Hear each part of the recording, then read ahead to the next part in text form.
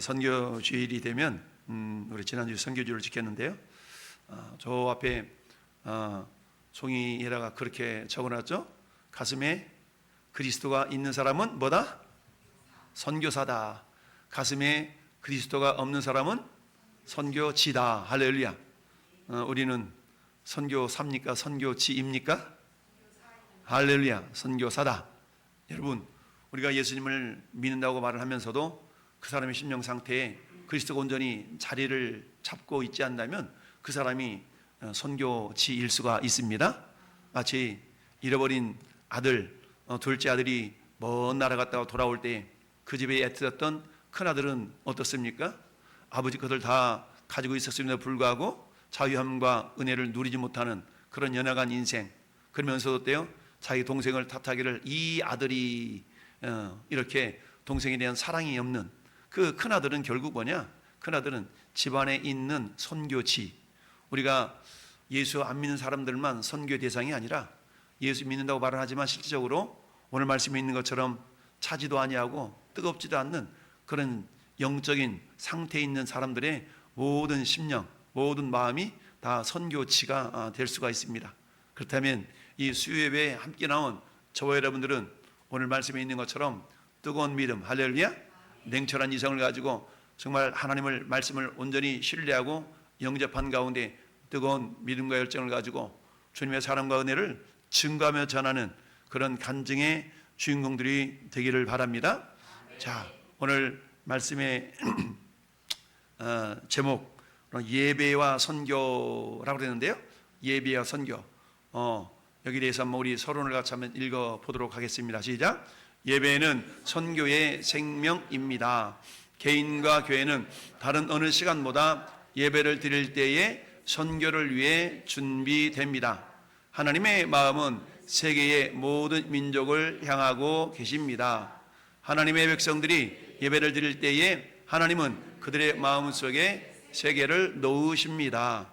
예배 중 말씀을 나눌 때에 성령은 그들의 마음을 진리에 대해 열어주십니다.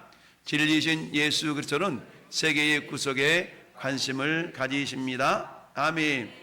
자, 하나님은 모든 사람이 구원을 받기를 원하신다. 할렐루야. 그 모든 사람 속에는 빈부귀천을 막론하고 남녀노소를 막론하고 많이 배웠던 조금 배웠던 모든 사람 속에 포함되지 않는 사람이 없죠. 뭐 전도하다 보면 이런 사람 저런 사람 별의별 사람이 다 있습니다. 오늘도 목소리 내서 복음을 전했더니 야 예수가 시끄럽게 외치라 그러디? 이러면서 어떤 사람이 지나갑니다. 그래서 그래 예수님은 외치라 그랬다. 아무튼 성경을 그 단편적으로 알면 또 그런 얘기도 하기도 그러죠. 아무튼 하나님의 은혜가 임하는데, 자, 예배는 선교의 생명이다. 왜 그러냐? 예배를 통하여 선교에 대한 어떤 사명감과 그런 마음들이 이렇게 솟아날 수 있도록 하기 때문이죠. 그래서 개인이 됐든 교회가 됐든 어떤 시간보다도 예배라는 시간을 통해서 어때요? 말씀의 교통이 일어나는 시간이 예배지 않습니까? 그러니까 어때요? 우리는 매주일 네 번째 주일을 선교 주일을 지키면서 선교에 대한 도전도 받고 또 그런 가운데 선교를 해야 되는데 내가 직접 나가지 못해도 물질로 기도로 내가 동역을 해야 될 텐데 이런 마음들이 다 있잖아요. 어찌 보면 이것을 우리가 거룩한 부담이라고 표현할 수도 있죠. 그래서 지금도 전 세계 2위 선교사를 파송한 나라가 우리 대한민국 아니겠습니까? 그 정도로 우리 열심히 대해서는 두 번째 가라면 서로 할 정도까지 대한민국이 선교에 대한 열정이 있는 민족이면 분명합니다. 자, 그럼에도 불구하고 여러분 잃은 양, 잃은 비유에 대한 이야기가 성경에 많이 나오고 있죠. 잃은 비유. 여러분 잃은 양은 어때요? 울타리 바깥에서 잃어버린 거죠. 그런데 울타리 안에 잃어버린 드라크마 같은 경우는 어디서 잃어버렸냐면 집 안에서 잃어버렸어요. 그러니까 우리 하나님은 집 밖에 잃어버린 양에게 관심도 있지만 그러나 집 안에서 잃어버린 한 드라크마. 문제는 뭡니까? 잃은 양은 자기 자신이 잃어버린 것을 알아요. 왜? 돌아다니면서 우리 주인이 어디 있나, 우리 목자가 어디 있나 헤매면서 주인을 찾아 헤매겠지만 그러다가 주인이 찾아서 그 양과 눈이 탁 마주치면서 야 우리 주인이 여기 있구나. 우리는 가끔 그런 얘기잖아요. 3년 전에 잃어버렸던 개가 어느 날 주인과 탁 마주쳐가지고 정말 이 주인이 우리 주인 만나고 처음엔 어떻게 해요? 곧바로 달려들지 않고 냄새를 킁킁킁 맡으면서 이 개가 기억하고 있었던 냄새를 탁 되살리면서 이 냄새가 우리 주인 냄새가 맞네. 그 순간 막 꼬리를 막 부러져라 그러면서 살랑거리면서 주인에게 안기는 그런 장면들이 가끔 이렇게 보이잖아요.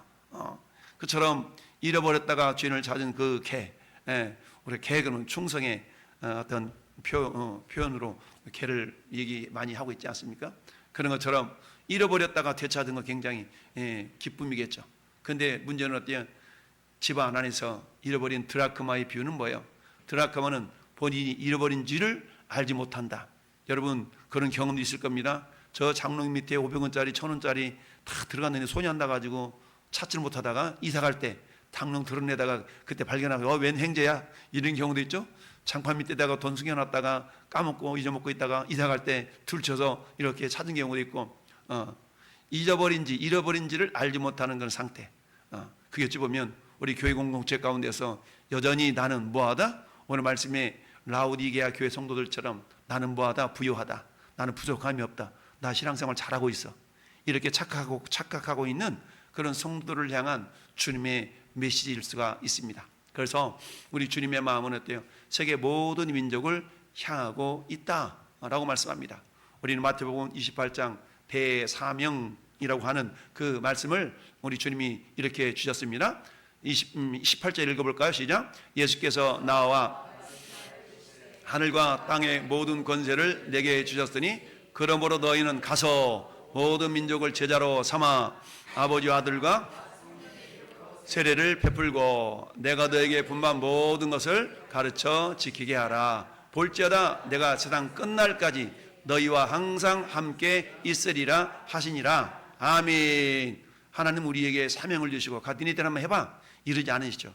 하나님께서 친히 함께 가셨다. 여러분 모세를 불러서 저 이집트 땅에 종살이하고 있는 자기 백성들을 구원해주실 때 야 모세야 너 가서 좀 건져내 이러지 아니하셨어. 우리 주님이 뭐라 말씀하셨어요? 내가 친히 함께 가리라 라고 말씀하셨죠. 우리 주님은 우리에게 사명을 주실 때에 네가 한번 해봐 라고 우리에게만 맡겨두지 아니하시고 지난 주일 말씀처럼 친히 싸워주시는 하나님, 할렐루야. 내게 능력 주시는 자 안에서 내가 모든 것을 할 수 있느니라 라는 그런 믿음의 고백. 이 모든 것들은 결국 주님은 우리에게 사명을 주시되 사명만 주시지 아니하시고 사명을 감당할 수 있는 힘과 믿음도 주신다. 이 말씀은 곧 주님이 우리와 함께 하신다라는 하나의 증거일 수가 있습니다. 할렐루야. 그렇습니다. 사도행전 1장 8절도 오직 성령이 너희에게 임하시며 예루살렘과 온 유대와 사마리아와 땅끝까지 이르러 내 증인이 되리라 라고 주님이 말씀하고 있습니다. 여러분 우리가 증인되어야 될 삶, 예루살렘은 어딥니까? 예루살렘은 가장 가까운 곳 아니겠어요? 가장 가까운 곳, 내 가족일 수도 있잖아요. 내 가족, 이게 예루살렘일 수 있거든요. 예루살렘과 온 유대, 우리가 다 알고 있는 지역, 그리고 땅끝까지 이르러 정말 내 증인이 되리라. 어떠면 성령이 임하시면. 그러면 저 여러분 가운데 성령이 임했습니까? 아멘. 우리 안에는 성령님 계십니다. 그리고 우리는 어때요? 성령님이 계시기 때문에 첫째는 가장 가까운 내 주변에 아직 주를 알지 못하는 자를 향한 그런 마음들이 이렇게 펼쳐질 수 있어야 되겠죠. 할렐루야. 여전히 저 이란과 이스라엘이 싸우면서 어때요? 철천지 원수처럼 이런 어떤 모습을 보이고 있죠. 여러분 1970년대까지는 해도 이란과 이스라엘은 굉장히 친근한 그런 사이였습니다. 바벨론 포로에서 정말 그들을 이스라엘 백성을 회복시켜준 그 장본인도 지금 뭐라면 이란의 조상들이 이란의 조상, 고레스 왕인 이란의 조상이었지 않습니까? 그랬던 그 나라가 결국 76년인가요? 8년인가요? 한마디로 말하면 혁명이 일어나면서 완전 신정주의 국가로 바뀌어버리면서 어때요? 이 이스라엘과 완전 철천지 원수의 어떤 국가가 되면서 그들은 어떻게 됐어요? 이스라엘 나라는 없어져야 될, 지구상에서 없어져야 될 나라라고 생각하면서 막 핵무기를 만들어 대려고 그러니 이스라엘 나라는 어땠어요? 생존이 걸린 문제라 그랬죠? 그런 어떤 형편이 오늘날의 모습인데 어쨌든 하나님의 백성들이 예배를 드릴 때에 하나님은 그들의 마음속에 세계를 놓으신다. 우리 마음속에 지금 어디 가서 선교하시는 어떤 선교 지역을 우리가 생각나게 하시고 여러분이 알고 있는 선교사님들을 생각나면서 기도하게 하시고 할렐루야. 이 세계를 놓는다는 그런 의미죠. 여러분 하나님은 지금도 모든 사람이 그 누구도 지옥 가기를 원하지 않으시죠. 그러나 그것을 세상 사람들이 믿지 않기 때문에 문제인 것이죠. 그래서 똑같은 복음이 전해져도 멸망하는 자들에게 십자가의 복음은 어때요? 미련하게 들린다고 그랬죠. 그러나 구원을 얻는 저와 여러분들에게는 하나님이 능력이 되는 줄 믿습니다. 그렇습니다. 그래서 세계를 놓으신 주님은 우리가 예배 중 말씀을 나눌 때에 성령께서 저나 여러분의 마음을 뭐 해주시죠? 이렇게 만져주시고 간섭해 주십니다. 할렐루야. 그래서 진리이신 예수 그리스도는 세계의 구속에 관심을 갖고 계신다. 그런 우리 마음 가운데 어때요? 세계의 어떤 선교에 대한 그런 소망들을 다 품도록 역사해 주십니다. 그래서 기독교인들의 삶의 핵심인 십자가는 세계를 향한 것일 수밖에 없다라는 얘기죠. 그래요. 십자가는 어때? 위아래 기둥이 있는 반면 또 옆으로 기둥이 있어서 십자가가 이루어지고 있죠. 그래서 하나님과의 수직적인 관계가 원활하게 된 사람들은 당연히 수평적인 관계에 관심을 가질 수밖에 없습니다. 그러면 수평적인 관계에 관심이 없다는 얘기는 수직적인 관계가 원활하지 않다라는 반증이거든요. 그러면 저 여러분들이 먼저 생각해 보는 겁니다. 나와 하나님과의 수직적인 관계가 원활하고 돈독한가? 그러면 수직적인 관계를 통해서 하나님으로부터 공급받는 사랑이 있고 은혜가 있고 믿음이 있는데, 할렐루야. 은혜와 사랑과 믿음을 공급받아서 그것도 어디다 써먹는 거예요? 수평, 옆으로 그걸 흘려보내는 겁니다. 그게 십자가의 핵심 아니겠습니까? 그럴 때에 기독교인들의 삶의 핵심인 십자가는 세계를 향한 겁니다. 즉 수평적으로 흘러갈 수밖에 없다는 것이죠. 이를 위해서 성령님이 모든 신자들 마음 가운데 임재해 주셔서 모든 민족과 그야말로 민족들과 하나님의 복음을 전할 수 있도록 우리에게 강권하고 계시죠. 물론 여러분들이 야, 저 아프가니스탄으로 가서 복음 전해라 이런 막 사명 줄까 봐 겁에 떨고 그런가요? 그렇지 않습니다. 하나님은 사도 바울에게 빌립보서에게 주님이 말씀하셨던 것처럼 하나님의 마음 가운데 선한 마음, 그런 마음을 품도록 주셔요. 그 마음을 품고 그 마음을 이루어 가시지도 하나님이 성령님이 역사해 주시죠. 그러니까 여러분, 나를 그걸 보내면 어떡하지? 나를 이렇게 갑자기 목사 만들면 어떡하지? 염려 안 해도 돼. 하나님은 그렇게 시킬 때는 감동하시고 감당할 능력도 주시는 줄 믿습니다. 할렐루야. 자, 그래서 하나님께서는 아브라함이나 모세나 예레미야나 혹은 사도 바울 이런 사람들을 하나님께서 만나 주셨잖아요. 그들이 하나님과 확실한 만남을 가진 이후에 그들의 마음은 어땠어요? 잃어버린 세상을 향했다는 얘기입니다. 우리들도 마찬가지. 내가 하나님 수직적인 관계성 속에서 하나님을 향한 그런 마음들, 하나님을 만난 경험, 인격적인 체험이 있는 자들은 자연스럽게 영혼에 대한 관심이 가게 돼 있어요. 영혼에 대한 관심을 가질 수밖에 없습니다. 그래서 어때요? 잃어버린 영혼들, 세상 사람들을 바라볼 때 우리의 마음가짐 상태가 달라지는 겁니다. 예수 그리스도의 성령의 감동이 없을 때는 사람을 바라볼 때, 야, 저 사람 멋지다. 저 사람 직분이, 저 사람 직업이 뭐래? 저 사람 사업가래? 저 사람 사장님이래? 라고 외적인 모습에만 주로 관심을 갖게 되지만, 그러나 전에 여러분 가운데 성령님이 임재해 계시면 우리의 관심은 그런 외적인 모습보다도 내면을 보고자 하는 그런 마음들이 있는 거야. 그래서 어떤 사람 바라볼 때마다 저 사람이 예수님 믿을까? 저 사람 예수 믿고 저 사람 천국 백성일까? 이런 생각들이 있는 겁니다. 수많은 사람들이 지나가는 표정을 저는 가만히 이렇게 봅니다. 근데 어떤 표정들은 그야말로 아주 무표정하고 어떤 감동도 없는 것 같고 이런 사람도 있는 반면에 어떤 사람은 관심을 보이면서 그래도 뭔가 마음에 막 기대감이 부풀어 있는 듯한 그런 표정을 가진 사람들이 있고 다양한 사람들이 지나가는 걸 봐요. 물론 겉모습을 가지고 그들의 내면을 알 수는 없지만 어쨌든 수많은 사람들이 표정을 이렇게 바라보면서 제 마음속에 든 생각이, 야, 저 사람 예수 믿을까? 저 사람은 구원 받았을까? 저 사람은 천국에 대한 믿음이 있을까? 이런 생각을 막 갖고 있는 것이죠. 그러니까 어때요? 예수님은 믿어도 되고 안 믿어도 되는 선택감이 아닙니다. 이런 말을 막 하는 겁니다. 자, 우리 하나님께서는 아브라함을 들어서 세계 열방에 그야말로 믿음의 조상이 되도록 우리 하나님 삼으셨는데 아브라함이 되기까지 하나님께서 얼마나 아브라함을 이렇게 연단해 나가셨습니까? 결국 독자 이삭을 모리아산에서 번제물로 드리는 그 순간까지 하나님은 아브라함을 테스트하시잖아요. 아브라함아 내가 여기 있나이다. 네 아들 네 독자에게 손을 대지 말아라. 칼을 대지 말아라. 그러면서 주님이 하셨던 말씀이 뭡니까? 이제야 네가 나를 경외하는 줄 알았도다. 네 아들 네 독자까지도 아끼지 아니했은즉 내가 너로 큰 복을 주어 라고 하면서 주셨던 그 사명, 그 열방을 향한 사명이 이 말씀인데요. 자, 창세기 22장 16절부터 18절까지 한번 읽어봐요. 이르시되 여호와께서 이르시기를 네가 나를 가리켜 내가 나를 가리켜 망수하노니 네가 이같이 행하여 네 아들 네 독자도 아끼지 아니했은즉 내가 내게 큰 복을 주고 내 씨가 크게 번성하여 하늘의 별과 같고 바닷가의 모래와 같게 하리니 내 씨가 그 대적의 성문을 차지하리라. 또 내 씨로 말미암아 천하 만민이 복을 받으리니 이는 내가 나의 말을 준행하였음이니라 하셨다 하니라. 아멘. 네가 나의 말을 준행했다. 그러니까 네 씨로 말미암아 천하 만민이 복을 받는다. 우리 하나님은 어때 이처럼 열방 천하 만민에 대한 관심이 있으시다라는 얘기죠. 그래서 하나님 어때요? 저 아브라함을 하나님께서는 어때? 선교의 어떤 도구로 통로로 사용하신 것이죠. 뿐만 아니라 우리 아내는 모세는 어떻습니까? 정말 미디안 광야에서 목동으로 40여 년 동안 살고 있는 그에게 하나님 호렙산 가시떨기나무 가운데 불꽃 가운데서 모세를 부르지 않습니까? 모세야 모세야 이상하다. 저 불이 타는데 왜 타서 없어지지 않지? 가까이 가서 보니까 하나님의 음성이 있어가지고 뭐라요? 네가 선 곳은 거룩한 곳이니 네 발에서 신을 벗어라. 신을 벗는 행위는 뭡니까? 복종의 의미가 있지 않습니까? 신을 벗어서 이러면서 하나님 결국 어때요? 저 애굽 땅에서 고통당하는 내 민족 내 백성의 소리를 내가 듣고 보고 내가 너를 그들에게 보내어 그들을 건져내려고 그런다 라고 하나님께서 그들에 대한 구원에 대한 사명 그야말로 선교에 대한 관심을 모세에게 보여주셨던 걸 봅니다. 뿐만 아니라 또 누구예요? 예레미야 선지자도 마찬가지죠. 여러분 예레미야 선지자 저 모세나 예레미야나 또는 사도 바울 여러분 사도 바울은 어떻습니까? 그야말로 다메섹 도상에서 예수님을 만났잖아요. 예수님 만났어. 예수를 만나니까 주여 누시니까 나는 네가 핍박하는 네가 박해하는 나사렛 예수다. 깜짝 놀란 거 아니겠어요? 깜짝 놀랐어. 왜? 예수님은 이 못 박혀 돌아가시고 없는 존재인데 죽은 존재인데 그 예수님이라 그러니까 깜짝 놀란 거 아니겠어요?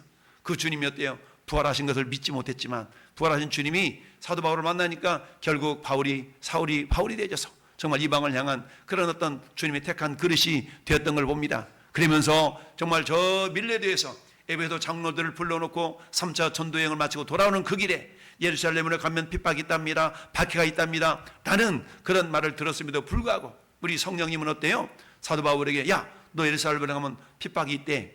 이 말은 무슨 말이에요? 그러니까 가지 말라가 아니라 그러니까 뭐하라? 준비하고 가라는 얘기야. 할렐루야. 그러니까 준비하라는 얘기입니다. 자, 그래서 어때요? 주 예수께 받은 사명 은혜 복음을 증언한 일을 바치라면은 나의 생명조차 조금도 귀한 것으로 알지 아니하겠다. 할렐루야.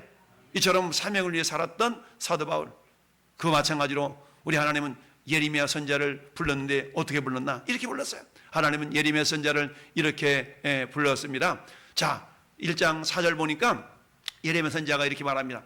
여호와의 말씀이 내게 임하니라 이르시기를 내가 너를 어디서부터?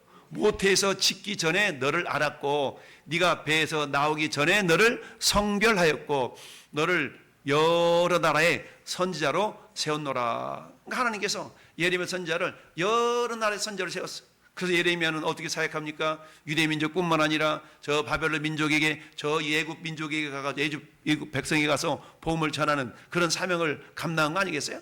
그러면서 그랬더니 이 예레미야는 자기 자신을 보니까 자신감이 없어요. 자기 자신을 보니까 자기는 못할 것 같아. 그래서 뭐라고 고백합니까? 이르되 슬퍼도소이다 주 여호와여 보소서 나는 아이라 말할 줄을 알지 못하나이다. 나는 아이와 같아. 그러니까 못해요 라고 그랬더니 우리 하나님이 이렇게 말씀하십니다. 여호와께서 내게 이르시되 너는 아이라 말하지 말고 내가 너를 누구에게 보내든지 너는 가며 내가 내게 무엇을 명하든지 너는 말할지니라. 아멘. 그러면서 뭐라고 말씀하세요? 두려워하지 마라. 내가 너와 함께 갈 거야. 할렐루야. 내가 너를 어려울 때마다 건져낼 거야. 할렐루야. 그러면서 결국 어때요?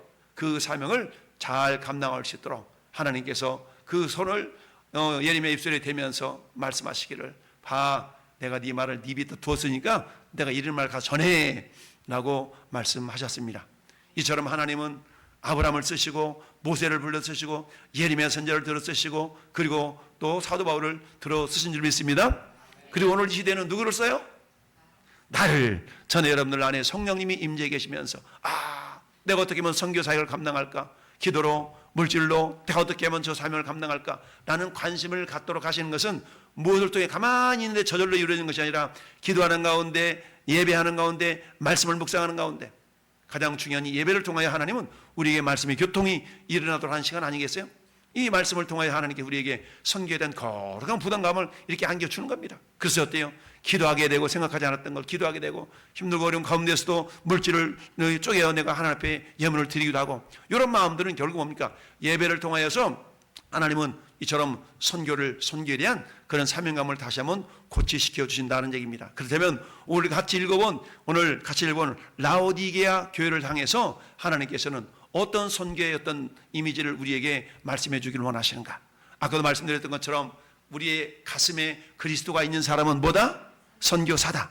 그리스도가 가슴에 없는 사람보다 선교지다. 오늘 라오디게아 교회는 예수님께서 아시아의 7개, 지금 아시아라고 말하는 것은 지금으로 말하면 터키, 튀르키예라 그러죠. 튀르키 지역에 있었던 7개 교회를 지금 말씀하고 있어요. 그래서 이 라오디게아 교회, 그야말로 7개 교회 가운데 칭찬은 한 개도 없이, 칭찬은 1도 없이 뭐만 있어요? 책방만 있는 교회가 라오디게아 교회였죠. 라오디게아 교회. 자, 그래서 라오디게아 교회 그 외적인 상태는 어떤 상태였어요? 첫째, 양모 산업과 금융업이 굉장히 발달된, 한마디 하면 경제적으로 부유한 도시였어요. 부유한 도시. 왜냐하면 저 라오디게아 교회는요, 에베소를 연결하는 교통의 요충지였거든요. 교통의 요충지. 한마디 하면 도시가 발달될 때는 어디에 발달돼요? 교통의 요충지에서 도시가 발달되잖아요. 그래서 에베소를 연결하는 교통의 요충지였어. 그래서 여기는 양모 산업과 금융업 등 무역이 굉장히 발달하다 보니까 어때요? 부유한 삶을 누렸어. 우리나라에 그런 말이 있죠. 어디 가서 뭐 자랑하지 말고 어디 가서 뭐 자랑하지 말라는 그런 말이 있죠. 그런 것처럼 어디 가서 돈 자랑하지 말고 어디 가서 주먹 자랑하지 말고, 이런 말이 있는 것처럼. 왜? 돈 자랑하지 말라는 얘기는 그 도시는 굉장히 경제적으로 많은 어떤 그런 모습이 있다라는 거 아니겠어요? 그러다 보니까 라오디게아 성도들이 그랬다는 겁니다. 그곳에 교회가 세워졌는데 그곳에 있는 교회들도 역시 마찬가지 매우 부유한 삶을 누리게 됐다라는 얘기입니다. 여러분, 근데 그 앞에 있는 우리 선문화 교회를 향해서 우리 주님 말씀하셨죠. 그들이 가난한 것 같은데 실상은 너희가 부유한 자다라고 주님은 칭찬하셨어요. 근데 거꾸로 이 라오디게아 교회는 그들이 우리는 부유해요 라고 말하고 있지만 우리 주님은 아니야, 너는 실상은 가난해 라고 말씀하고 있는 것이죠. 라오디게아 교회는 외적으로는 굉장히 경제적으로 부족함이 없는, 그래서 이 라오디게아 교회는 실질적으로 주후 60년경에 큰 지진이 일어났다고 그래. 큰 지진이 일어나가지고 교회 그 도시 절반 이상이 굉장히 무너질 정도까지 어려움을 겪었던 그런 도시가 라오디게아 도시거든요. 그랬는데 얼마나 경제적으로 번성했냐면 자기 스스로가 굉장히 재건할 수 있는 그런 경제력이 탄탄했던 도시가 라오디게아라는 도시였어요. 근데 그곳에 교회가 세워졌어요. 그러다 보니까 어때? 교회가 세워졌는데 그곳에 있는 성도들도 저런 경제적인 산업적인 이런 역량이 있다 보니까 성도들도 한마디 말하면 외적으로 부유한 겁니다. 부유한 거예요. 부유했어. 그러다 보니까 어때요? 매우 자유분방한 사회 분위기 속에서 신앙생활을 그렇게 해간 겁니다. 왜 그래요? 남들 다 그러는데, 우리 형이 그런 얘기 하잖아요. 남들 다 그러는데 이렇게 신앙생활을 했어요. 그러다 보니까 라오디게아 성도들은 어땠어요? 비교적 외부의 핍박이나 경제적인 어려움을 겪지 않고 신앙생활을 해갔어요.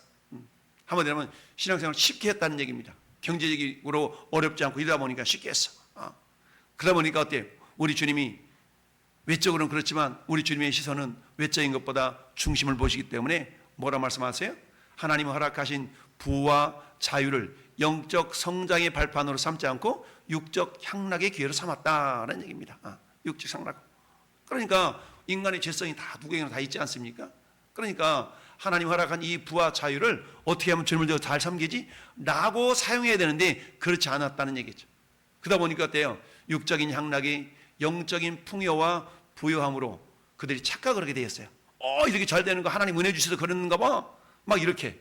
물론 하나님의 은혜를 헛되이 받지 말고 은혜를 은혜로 받아들인다 그러면 어때요? 그게 복이 되겠지만 인간의 죄성 자체가 그렇게 되지 않는다는 얘기입니다. 그러다 보니까 어떤 일이 발생해요? 영적인 무사한 일과 그 다음에 기회주의적인 신앙 태도가 이렇게 그들에게 나타나게 되었어요. 그래서 주님이 이 모습을 책망하신 것이죠. 그래서 뭐라고 말씀하세요? 속히 회개할 것을 촉구하셨어요. 그래서 라오디게아 교회는 뭐예요? 타락한 교회의 전형을 보여주고 있다. 한마디로 말하면 오늘날에 겉으로는 굉장히 멀쩡한 것 같아. 그치만 어때? 속은 세상 말로 썩어 있는 그런 어떤 교회가 될 수가 있다는 얘기입니다. 저 말씀은 비단 그 시대의 그 교회만을 의미하는 것이 아니라 오늘 이 시대를 살아가는 저와 여러분들에게도 해당될 수가 있는 그런 메시지인 걸 기억하면서, 그렇다면 저건 뭡니까? 교회 안에, 우리 안에 있는 잃어버린 영혼을 향한, 마치 잃어버린 드라크마를 찾아내기까지 쓸면서 찾았던 그 비유의 말씀처럼, 오늘날 이런 때 교회 공동체 속에서도 역시 자기 자신이 잃어버린 줄도 모르고 나는 신앙생활 잘하고 있어 라고 착각하는 많은 성도들이 있을 수가 있다는 얘기입니다. 혹여라도 내가 그 사람이 아닌가를 우리 자신이 돌아보는 그런 시간이 되기를 바랍니다. 하나님 이런 상태에 따라서 예수 그리스도를 창조주로 인정하며 백음주 유혹을 이겨내라 라고 말씀하고 있습니다. 그렇다면 이처럼 난 부족함이 없는데, 외적으로 경제적으로 부족함이 없는 이 상태, 그러나 주님은 너 가난해 라고 말씀할 수 있다는 얘기죠. 그렇다면 진정으로 경제적인 부유함 속에서도 내가 신앙적인 부유함을 누리기 위해서는 어떻게 되는가? 그것은 예수 그리스도를 창조주로 인정할 때에 백음주의 유혹을 이겨낼 수가 있게 된다는 얘기입니다. 창조주 인정할 때, 여러분 누가복음 12장 20절 21절 말씀은 어떤 말씀입니까? 이 말씀이에요. 하나님이 이르시되 어리석은 자여 오늘 밤에 내 영혼을 도로 찾으리니 그러면 네 준비한 것이 누구 것이 되겠느냐. 어떤 부자가 농사를 지었는데 엄청나게 잘 지었어요. 그래 창고가 부족하니까 야 창고 좀 더 잘 짓자. 열에 먹을 걸 쌓아뒀으니까 내 영혼아 먹고 마시고 즐거워하자. 이렇게 고백했어요. 그런데 하나님 그 모습을 보시면서 뭐라고 한다고요? 어리석은 자여 오늘 밤에 내 영혼을 도로 찾으리니 그러면 네 준비한 것이 누구 것이 되겠냐? 그러면서 자기를 위하여 재물을 쌓아두고 하나님께 대하여 부여하지 못한 자가 이와 같으리라. 여러분 자기에 대해서는 부여해. 그냥 하나님께 대해서는 부여하지 않아. 짠돌이라는 얘기예요. 짠돌이. 자, 하나님 어떤 분이세요? 만물이 그로 말미암아 지은 바 되었으니 지은 것이 하나도 그가 없이는 된 것이 없느니라. 만물 속에 우리가 가지고 있는 지식, 내가 가지고 있는 재물, 내가 가지고 있는 건강, 이 모든 것들이 만물에 속합니까? 그렇습니다. 그럼 그 만물을 누가 지었다고요? 하나님이 지으셨어요. 할렐루야. 예수님이 지으셨다는 얘기입니다. 할렐루야. 그러니까 내가 건강한 거 주님의 은혜네. 내가 좀 더 경제적으로 좀 여유 있다? 주님의 은혜네. 모든 것이 주님의 은혜라는 얘기입니다. 할렐루야. 그가 없이는 하나도 된 것이 없기 때문에 그렇다라는 얘기죠. 그래서 주님 뭐라 말씀하세요? 창조주를, 예수 그리스도를 창조주로 인정할 때 백음주 유혹을 이겨낼 수가 있어요. 우리 주님은 라우디게 교회를 향해 말씀합니다. 여기 보니까 16절에 네가 이같이 미지근하여 뜨겁지도 아니하고 차지도 아니하다. 뜨거운 신앙, 차가운 신앙, 이걸 뭘 의미하느냐? 미지근한 상태를 말하는데 차다라는 의미는 어떤 의미가 있냐면 복음을 전혀 받아들이지 않는 냉랭한 상태를 말하는 거예요. 은혜가 흘러가지 않는 거죠. 예배를 드려도 감동이 없어요. 왜 그럴까요? 복음을 전혀 받아들이지 않았어요. 이런 상태는 마태복음 13장에 길가와 같은 마음, 돌짝과 같은 마음, 가시덩굴과 같은 그런 심령의 상태가 되다 보니까 마음이 단단해가지고 말씀의 씨앗이 안 심겨지는 그런 상태를 말하는 거거든요. 그러니까 어때요? 하나님의 향하에 무관심해. 오늘날 이런 때 교회에서 기도합시다. 합심기도 합시다. 특별 새벽기도 합시다. 이렇게 얘기를 해도 뭐가 없어요? 사람들이 관심이 없는 거죠. 왜 그래요? 차가워. 냉랭한 가슴. 왜 그럴까요? 외적으로 부족함이 없거든요. 외적으로 부족함이 없는 그런 은혜를 주셨으면 그걸 가지고 내 영적인, 내적인 충만함을 그걸 사용하는데, 세워나가는데 그걸 사용해야 되는데 그렇지 못하고 있는 경우가 많이 있더라는 거예요. 이게 차가운 신앙은 차가운 신앙 상태를 말하고 있는 겁니다. 뜨겁다는 건 뭘 말할까요? 하나님 향한 사랑이 있는 겁니다. 복음에 대한 열정이 있는 거예요. 할렐루야. 근데 지금 라우디게 교회는 어때요? 차지도 않고 뜨겁지도 않대. 차지 않다는 얘기는 뭐겠어요? 복음에 대한 관심이 없는 겁니다. 하나님에 대한 무관심해. 세상에 대한 관심이 있지만 하나님에 대한 무관심해. 형식적이고 습관적인 신앙으로 굳어져 있는 경우가 있다는 얘기죠. 뜨겁지 않다는 얘기는 뭡니까? 하나님을 향한 사랑이 없어. 마치 에베소 교회를 향해서 주님이 책망하시잖아요. 너 처음 사랑을 잃어버렸도다. 처음 사랑을 잃어버렸대. 복음에 대한 열정이 없어요. 이걸 회복하기 위해서는 어떻게 해요? 불루연단한 금 같은 믿음으로 영혼을 부유하게 하라 라고 말씀하고 있습니다. 여러분 정금 같은 믿음, 욥기서 23장 10절 우리는 잘 외우고 있지 않습니까? 자, 욥기 23장 10절 시작. 그러나 내가 가는 길을 그가 아시나니 그가 나를 단련하는 이는 내가 순금같이 되어 나오리라. 나의 길 그가 아시나니 내가 단련하는 이는 정금같이 되어 나오리라. 순금같이 되어 나오리라.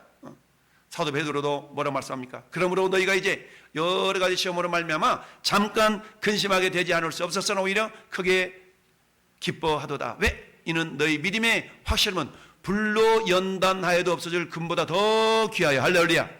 금보다 귀한 믿음이 저와 여러분의 믿음 되기를 바랍니다. 할렐루야. 그런 믿음이 있을 때 우리 주님 앞에 서는 그날에 주님의 칭찬과 영광과 존귀를 얻게 될 수 있기 때문이다. 할렐루야. 이런 믿음이 우리 가운데 있기를 바랍니다. 할렐루야. 이처럼 라우디게 교회는 이처럼 미지근한 신앙에 대해서 우리 주님이 그렇게 책망하시면서 부유해져라.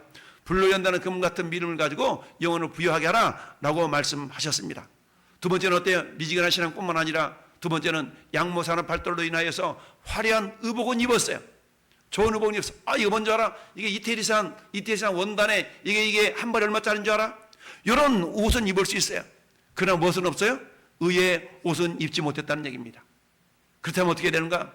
예수님의 보혈로의 공로를 의지해서 칭의의 옷과 예수 그리스도의 의로움과 그 다음에 의로운 행실의 옷을 입어야 될 줄로 믿습니다. 그래서 주님은 에베소서 4장 24절에 이렇게 말씀합니다. 자, 에베소서 4장 24절에 시작. 하나님을 따라 의와 진리의 거룩함으로 지으심을 새 사람을 입어라. 할렐루야. 새 사람을 입어라.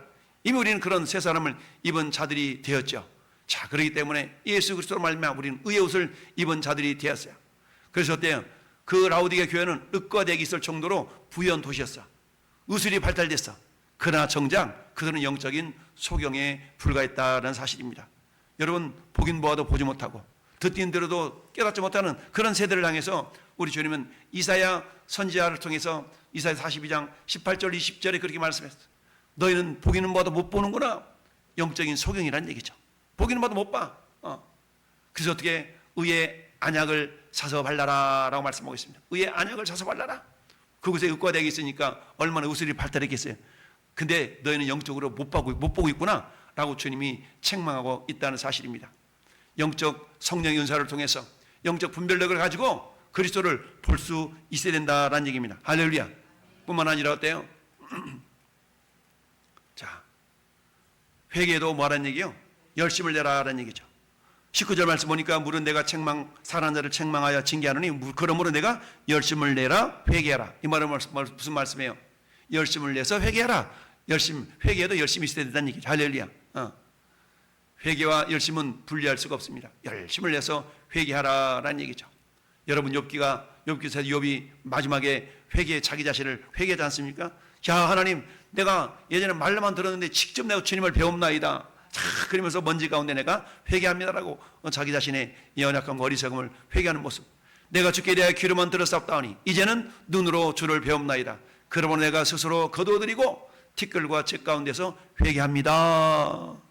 여러분, 다윗은 어때요? 우리 아내 바세바를 범하고 난 다음에 회개하는 기도. 주여, 주 앞에 나를 쫓아내지 마시고 주의 성령을, 주의 성신을 내게서 거두지 마옵소서. 주의 구원의 즐거움을 내게 회복시켜 주시고. 구원의 감격이 우리 가운데 사라지면 안 되거든요. 근데 시간이 지나면 구원의 감격이 밋밋해져. 그래서 당연히 천국 가는 것처럼 이렇게 생각하고 열정이 사라지는 그런 세대가 아니라 주의 구원의 즐거움을 내게 회복시켜 주시고 자원하는 심령을 주사 나를 붙드소서. 할렐루야. 이 기도가 다윗의 기도뿐만 아니라 저와 여러분의 기도이기를 바랍니다. 주님, 자원하는 마음을 주세요. 자원하는 심령을 주세요. 뜨거운 마음을 주세요. 할렐루야. 이렇게 우리가 기도해야 될 줄로 믿습니다. 예수님은 요한복음 15장 포도나무 비유를 통해서 그렇게 말씀하셨어요. 내 안에 거하라. 나도 너희 안에 거하리라. 가지가 포도나무에 붙어있지 아니하면 스스로 열매를 맺을 수 없음 같이 너희도 내 안에 있지 않으면 그러하리라. 내 안에 있다는 건 뭡니까? 말씀이 내 안에 있는 거고 말씀이 주님 안에 있는 겁니다. 할렐루야. 그렇지 않으면 안 된다는 얘기죠. 왜? 말씀이 내 안에서, 말씀은 곧 하나님이시기 때문에 말씀이 내 안에 계시면 내가 하나님과 사귐이 있는 거예요. 할렐루야. 그런 말씀을 우리 주님이 오늘도 이렇게 부어주고 있습니다. 여러분, 우리가 막 암송하는 20절 말씀, 볼지어다 내가 문 밖에 서서 두드리노니 누구든지 내 음성을 듣고 문을 열면 내가 그에게로 들어가 그와 더불어 먹고 그는 나와 더불어 먹으리라. 이건 예수 안 믿는 사람을 향한 말씀이 아니라 예수 믿는 사람을 향한 말씀이에요. 할렐루야. 우리 보통 이 말씀을 물론 예수 안 믿는 사람을 향해서 전도하는 용어로 쓰기도 하지만 실상은 이것은 라오디게아 교회 성도들을 향한 말씀이기 때문에 예수 믿는 사람을 향한 말씀인 거예요. 혹시 내가 이런 상태는 아닌가? 문 밖에서 내가 문 밖에서 주님을 이렇게 세워놓은 그런 영적인 상태에 있는 건 아닌가? 우리 자신을 돌아보면서 선교는요, 이 교회 공동체 안에도 선교 대상자가 있는 겁니다. 할렐루야. 교회 밖에도 물론 선교 대상자가 있지만 먼저는 내가 말씀과 기도와 성령의 능력으로 뜨끈뜨끈한 따뜻한 믿음의 열정을 소유하고 할렐루야. 그래서 가까이에서 내 가족, 내 친척, 우리 돌아보면서 아직 주를 알지 못하는 자들을 향하여서 내가 복음 사명을 잘 감당하는 그야말로 예배와 선교라는 것은 분리할래야 분리할 수가 없다는 걸 기억하면서 오늘 라우디게아 교회를 바라봤습니다. 이 모습이 혹시 내 모습은 아닌가를 돌아보면서 우리 주님, 내 안에 정말 내가 귀 있는 자가 들을 귀 있는 자가 되어져서 이 말씀이 들려지게 하시고 믿음이 되게 하시고 할렐루야. 그런 가운데 주님, 정말 내가 선교 사명을 잘 감당하는 하나님의 일꾼 용사가 되게 주옵소서.